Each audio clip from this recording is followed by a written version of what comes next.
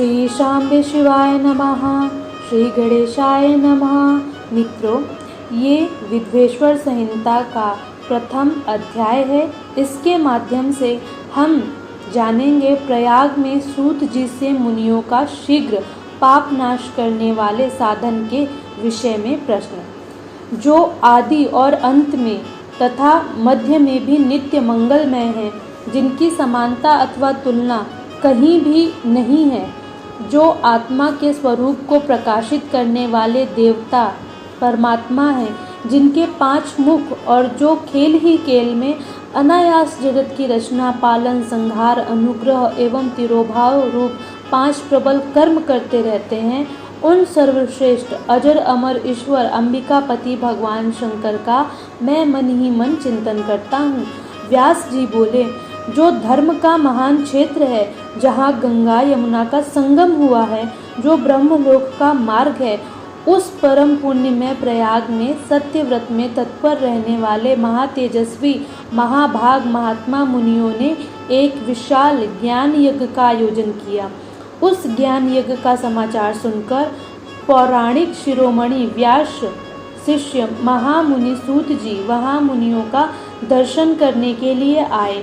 सूत जी को आते देखकर वे सब मुनि उस समय हर्ष से खिल उठे और अत्यंत प्रसन्नचित होकर उन्होंने उनका विधिपूर्वक स्वागत सत्कार किया। तत्पश्चात उन प्रसन्न महात्माओं ने उनकी विधिवत स्तुति करके विनयपूर्वक हाथ जोड़कर उनसे इस प्रकार कहा, हे सर्वज्ञ विद्वान रोमहर्षण जी, आपका बड़ा भाग्य भारी है। इसी से आपने व्यास जी के यथार्थ रूप में संपूर्ण पुराण विद्या प्राप्त की, इसलिए आप आश्चर्य स्वरूप कथाओं के भंडार हैं। ठीक उसी तरह जैसे रत्नाकर समुद्र बड़े बड़े सारभूत रत्नों का आगार है।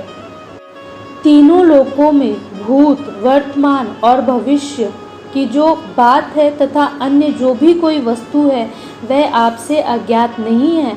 आप हमारे सौभाग्य से इस यज्ञ का दर्शन करने के लिए यहाँ आ गए और इसी व्याज से हमारा कुछ कल्याण करने वाले हैं, क्योंकि आपका आगमन निरर्थक नहीं हो सकता।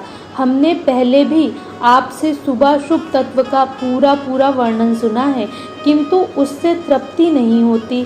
हमें उससे सुनने की बार बार इच्छा होती है। उत्तम बुद्धि वाले हे सूत जी, इस समय हमें एक ही बात सुननी है। यदि आपका अनुग्रह हो तो गोपनीय होने पर भी आप उस विषय का वर्णन करें।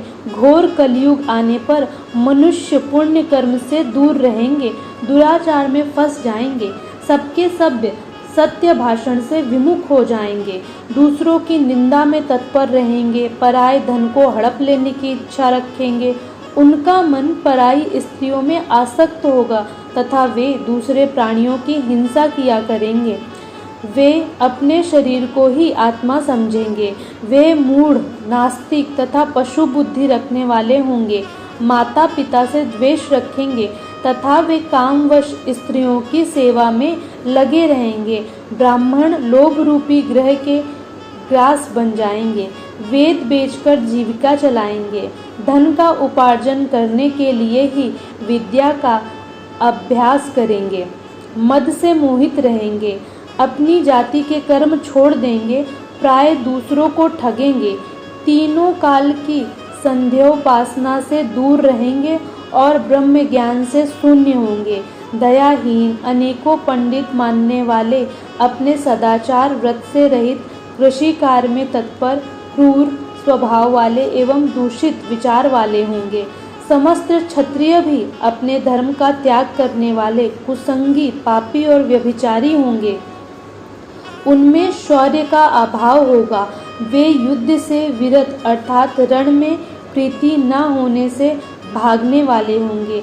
वे कुत्सित चौर्य कर्म से जीविका चलाएंगे। शूद्रों के समान बर्ताव करेंगे और उनका चित्त काम का किंकर बना रहेगा। वे शास्त्रार्थ विद्या को नहीं जानने वाले, गौ और ब्राह्मण की रक्षा न करने वाले, शरणागत की रक्षा न करने वाले तथा सदा कामिनी को खोजने पर तत्पर रहेंगे। प्रजा पालन रूपी सदाचार से रहित भोग में तत्पर, प्रजा का संहार करने वाले दुष्ट और प्रसन्नतापूर्वक जीव हिंसा करने वाले होंगे।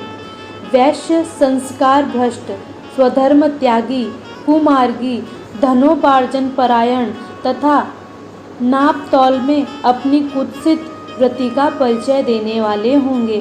वे गुरु, देवता और द्विजातियों के प्रति भक्ति शून्य, कुत्सित बुद्धि वाले, द्विजों को भोजन न कराने वाले, प्रायः कृपाणार्थ के कारण मुट्ठी बांधकर रखने वाले, पराई स्त्रियों के साथ कामरत, मलिन विचार वाले, लोभ और मोह से भ्रमित चित्त वाले और वापी, कूप, ताड़ाग आदि के निर्माण तथा यज्ञादि सत्कर्मों में धर्म का त्याग करने वाले होंगे।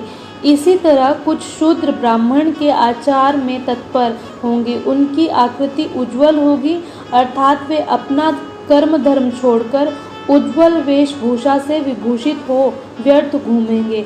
वे मूढ़ होंगे और स्वभावतः ही अपने धर्म का त्याग करने वाले होंगे। वे भांति भांति के तप करने वाले होंगे, द्विजों को अपमानित करेंगे, छोटे बच्चों की अल्प मृत्यु होने के लिए अभिचारिक कर्म करेंगे, मंत्रों के उच्चारण करने में तत्पर रहेंगे, शालग्राम की मूर्ति आदि पूजेंगे, होम करेंगे, किसी न किसी के प्रति विचार सदा करते रहेंगे, कुटिल स्वभाव वाले होंगे और द्विजों से द्वेष भाव रखने वाले होंगे। वे यदि धनी हुए तो कुमार्ग में लग जाएंगे, यदि विद्वान हुए तो विवाद करने वाले होंगे। वे सुंदर राजाओं के समान वेशभूषा धारण करने वाले, दंभी, दानमानी, अतिशय अभिमानी, विप्र आदि को अपना सेवक मानकर अपने को स्वामी मानने वाले होंगे। वे अपने धर्म से शून्य, मूढ़, वर्णशंकर, क्रूर बुद्धि वाले, महाअभिमानी और सदा चारों वर्णों के धर्म का लोप करने वाले होंगे। वे अपने को श्रेष्ठ कुल वाला मानकर चारों वर्णों से विपरीत व्यवहार करने वाले, सभी वर्णों को भ्रष्ट करने वाले, मूढ़ और अनुचित रूप से सत्कर्म करने में तत्पर होंगे। कलयुग की स्त्रियां प्रायः सदाचार से भ्रष्ट होंगी, पति का अपमान करने वाली होंगी, सास ससुर से द्रोह करेंगी, किसी से भय नहीं मानेंगी और मलिन भोजन करेंगी। वे कुत्सित हाव भाव में तत्पर होंगी, उनका शील स्वभाव बहुत बुरा होगा। वे काम विवल, पर पति से रति करने वाली और अपने पति की सेवा से सदा विमुख रहेंगी। संतान में माता पिता के प्रति श्रद्धा रहित, दुष्ट स्वभाव वाली, असत विद्या पढ़ने वाली और सदा रोगग्रस्त शरीर वाली होगी। हे सूत जी, इस तरह जिनकी बुद्धि नष्ट हो गई है और जिन्होंने अपने धर्म का त्याग कर दिया है, ऐसे लोगों को इहलोक और परलोक में उत्तम गति कैसे प्राप्त होगी? इसी चिंता से हमारा मन सदा व्याकुल रहता है। परोपकार के समान दूसरा कोई धर्म नहीं है। अतः जिस छोटे उपाय से इन सब के पापों का तत्काल नाश हो जाए, उसे इस समय कृपा पूर्वक बताइए, क्योंकि आप समस्त सिद्धांतों के ज्ञाता हैं। व्यास जी बोले, उन भावितात्मा मुनियों की यह बात सुनकर सूत जी मन ही मन भगवान शंकर का स्मरण करके उन मुनियों से इस प्रकार कहने लगे।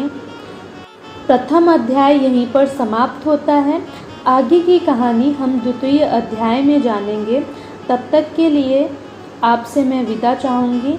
आप हमारे साथ जुड़े रहें। हर हर महादेव।